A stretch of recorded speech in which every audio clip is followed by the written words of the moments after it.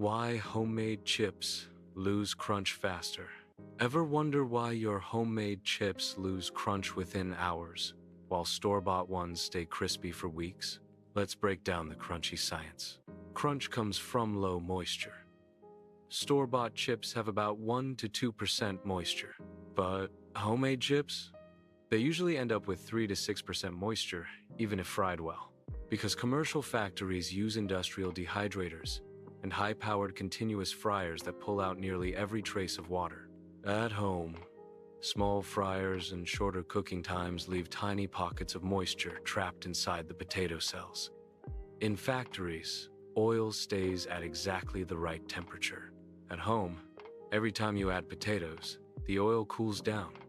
Cooler oil equals chips absorb more moisture and more oil, making them soften sooner. Store chips go straight from frying into packaging, filled with nitrogen gas. No oxygen, no humidity. Your homemade chips? They sit in open air, pulling in atmospheric moisture like little sponges. Even 10 to 20 minutes in a humid kitchen can start the softening process. Many store chips are lightly coated with emulsifiers or starch treatments that help lock in crunch. Homemade chips are just potatoes and oil, pure and delicious, but less protected. Factory chips are sealed in foil-lined, moisture-proof bags.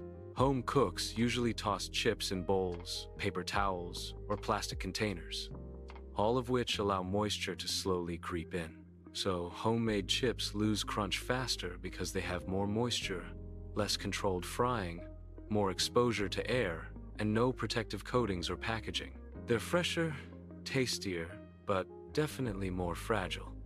Crunch doesn't last forever, but now you know the science behind it.